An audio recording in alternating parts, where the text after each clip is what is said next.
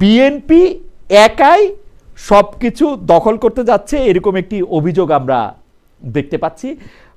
সর্বশেষ বাংলাদেশ ক্রিকেট বোর্ডও আসলে এটার মধ্যে ছাড় পায় নাই।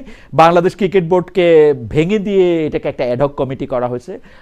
এইটা সম্পর্কে মাসকাত ভাই আপনি যদি একটু ছোট করে বলেন, অনেকগুলি ছোট ছোট প্রসঙ্গ আছে, আমরা কামাল ভাইকে ওইটা নিয়ে একটু আবার শুনতে চাই। যে না, এটা আমার কাছে মনে হচ্ছে যে আসলে তামিমের যে অধ্যাবসায় রবার্ট ব্রুসের মতো সেটা সফল হয়েছে, তাই না? সেটা একদিক থেকে পজিটিভ।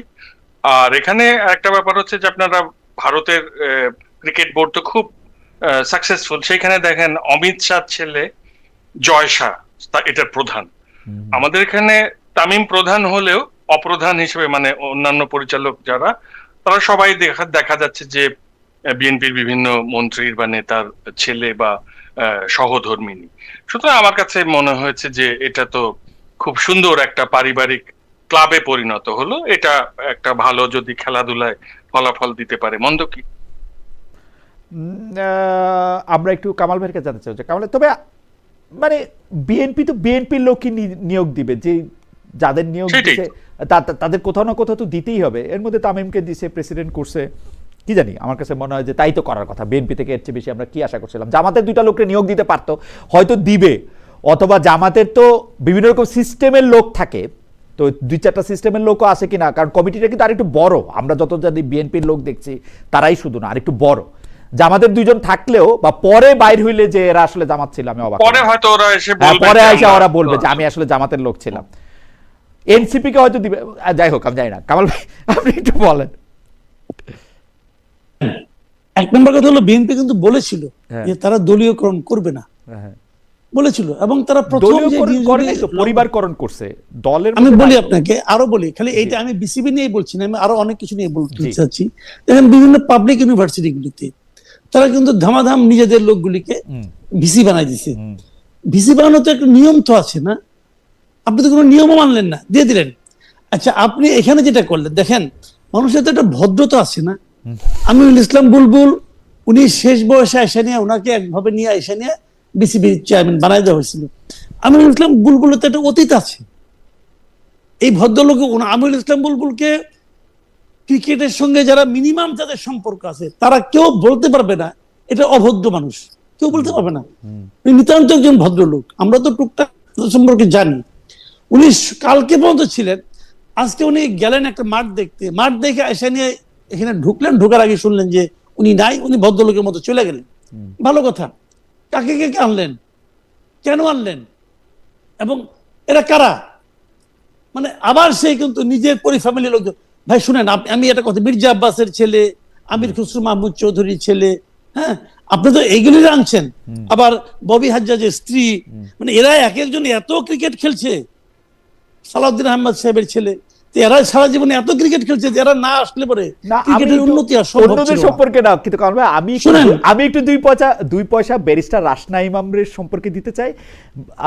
বরং ববি হাজ্জাজেরকে আমি বলতে পারি যে ব্যারিস্টার রাসনা ইমামের হাজবেন্ড, মানে ব্যারিস্টার রাসনা ইমাম কিন্তু একজন সফল আইনজীবী। তারপরে তার বাবা ব্যারিস্টার আক্তার ইমাম, প্রিসিলা পারভিন, মানে শি ইজ নট লাইক যে ববি হাজ্জাজের পরিচয় তার পরিচয় হয়েছে, আমার এটা মনে হয় আর কি। ক্রিকেটের সঙ্গে তার কোনো সম্পর্ক না, আইনজীবী তো একজন লাগবে ক্রিকেটের সঙ্গে। আপনি যখন আইসিসির সাথে কথা বলবেন তখন আপনার একজন লাগবে এরকম। আমরা ইচ্ছা করলে, আমরা চাইলে পরে এগুলির পেছনে অনেক যুক্তি আপনি দাঁড় করাইতে পারবেন, ওনারাও পারবেন, আমরাও পারবো। কিন্তু একটা কথা আমি বলি আপনাকে, সেটা হলো জানেন কি, চক্ষু লজ্জা বলে একটা ব্যাপার আছে না? তা নাই তো। আমি একটা কথা বলি, একেবারেই নাই। চক্ষু লজ্জা জিনিসটা বাংলাদেশে নাই কামাল ভাই, এটা আপনি মনে করেন যে আছে, নাই। এটা কথা না, আমি বলছি না, আমি বলছি যে আপনি যদি সিদ্ধান্ত নেন যে আমি কোনো কিছুতে লজ্জা পাবো না, যদি এই সিদ্ধান্ত নিয়ে মাঠে নামেন, আপনাকে লজ্জা দেওয়ার কারো কোনো ক্ষমতা নাই। এই যে আমরা আলোচনা করতেছি, আমাদের এই আলোচনা কেউ নাকি কমিটি চেঞ্জ হবে না, কিন্তু জীবনে হবে না। আমরা চেষ্টা করতেছি ওনাদেরকে বোঝানোর জন্য যে আপনি একটু লজ্জা পান, কিন্তু ওনারা তো সিদ্ধান্ত নিয়ে আসছেন না। কামাল ভাই এটা কেন হয়, কামাল ভাই এটা কেন হয় আমি আপনাকে বলি। আমিনুল ইসলাম বুলবুল ভাইও যেভাবে এসেছিলেন, মাননীয় ক্রীড়া উপদেষ্টা ওনাকে একটি ফোন করেছেন, তারপরে উনি ঠিক করেছেন যেভাবে এসেছেন, ওই আশাটাও রং ছিল। এইবার যে ইলেকশনের মাধ্যমে উনি টিকে গেলেন, ওইটাও রং ছিল।